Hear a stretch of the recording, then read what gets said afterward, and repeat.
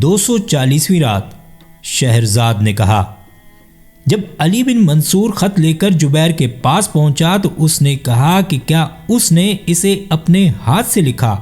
اور ابن منصور نے پوچھا کہ کیا لوگ خط اپنے پاؤں سے بھی لکھتے ہیں؟ کہ اتنے میں اس کے جھانجھنوں کی آوازیں سنائی دینے لگی۔ تو اب ابن منصور نے خلیفہ کو بتایا کہ ابھی ہم بدور کے خط کے متعلق گفتگو کر ہی رہے تھے کہ ہمیں اس کے پاؤں میں پڑی جھانجھنوں کی آوازیں سنائی دینے لگیں، کیونکہ وہ آ گئی تھی۔ اے میرے آقا، اسے دیکھ کر جبیر کھڑا ہو گیا، گویا کہ اسے کبھی کوئی رنج نہ ہوا تھا، اور اسے اس طرح لپٹا لیا جیسے لام میم کو، اور اس کی بیماری جو ٹلتی نظر نہ آتی تھی فوراً دور ہو گئی۔ اس کے بعد وہ بیٹھ گیا مگر لڑکی نہ بیٹھی۔ میں نے کہا، اے میری آقا، تو بیٹھتی کیوں نہیں؟ اس نے جواب دیا، اے ابن منصور، بغیر اس شرط کے جو ہمارے درمیان ہے میں نہیں بیٹھ سکتی۔ میں نے پوچھا، وہ شرط کیا ہے؟ اے میرے آقا، وہ بولی، عاشقوں کے بھید سے کوئی دوسرا واقف نہیں ہو سکتا۔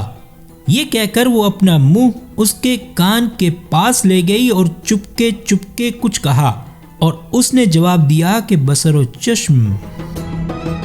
پھر جبیر نے اٹھ کر اپنے غلام کے کان میں کچھ کہا، غلام چلا گیا اور تھوڑی دیر کے بعد قاضی اور 2 گواہوں کو لے کر واپس آیا۔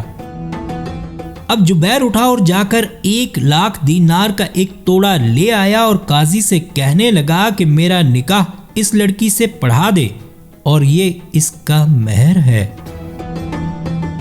قاضی نے لڑکی سے کہا کہ کیا تجھے منظور ہے؟ اس نے کہا کہ مجھے منظور ہے، اور نکاح ہو گیا۔ اب لڑکی نے توڑا کھول کر اس میں سے مٹھی بھر اشرفیاں نکالیں اور قاضی اور گواہوں کو دے دیں، باقی توڑا اسے واپس کر دیا۔ قاضی اور گواہ چلتے ہوئے۔ جب قاضی اور گواہ چلے گئے تو میں اور وہ دونوں بیٹھ کر خوشیاں منانے لگے، یہاں تک کہ رات کا بڑا حصہ گزر گیا۔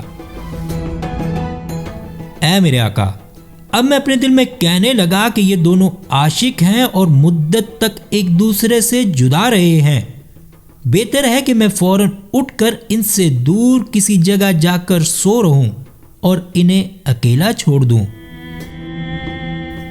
اے میرے آقا، میں اس خیال سے اٹھنے ہی والا تھا کہ اس نے میرا دامن پکڑ لیا اور کہنے لگی کہ اس وقت تیرے دل میں جو خیال گزرا ہے اسے جانے دے اور ہمارے پاس بیٹھ جا، اور جب ہم چاہیں گے کہ تو چلا جائے تو ہم خود تجھے چلتا کر دیں گے۔ اور میں ان کے ساتھ صبح کے قریب تک بیٹھا رہا۔ اے میرے آقا، جب صبح ہونے کو آئی تو لڑکی نے کہا کہ اے ابن منصور، اس کمرے میں چلا جا، کیونکہ ہم نے تیرے لیے فرش بچھوا دیا ہے اور وہ تیرا سونے کا کمرہ ہے۔ اور میں وہاں جا کر سو گیا۔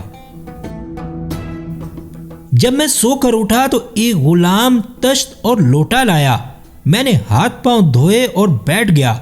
ابھی تھوڑی دیر گزری تھی کہ جبیر اور اس کی محبوبہ میرے پاس آئے۔ میں نے ان سے صبح بخیر کہا اور ان کی سلامتی اور ایک دوسرے سے ملنے پر مبارکباد دی، اور جبیر سے کہا، جو چیز شرط سے شروع ہوتی ہے رضامندی پر ختم ہوتی ہے۔ وہ بولا، تو سچ کہتا ہے اور تو انعام و اکرام کا مستحق ہو چکا ہے۔ اس کے بعد اس نے اپنے خزانچی کو آواز دی اور اس سے کہا کہ 3,000 دینار لے آ۔ وہ 3,000 دینار کا ایک توڑا لے آیا۔ اب جبیر نے مجھ سے کہا کہ انہیں قبول کر کے مجھ پر احسان کر۔ اے میرے آقا، میں نے کہا، میں اس وقت تک اسے قبول نہ کروں گا جب تک کہ تو یہ نہ بتائے کہ عشق اس سے منتقل ہو کر تیرے دل میں کس طرح آ گیا۔ تو اس سے دور بھاگتا تھا۔ اس نے کہا سن، ہمارے ہاں ایک میلہ ہوتا ہے جس کا نام نوروز کا میلہ ہے۔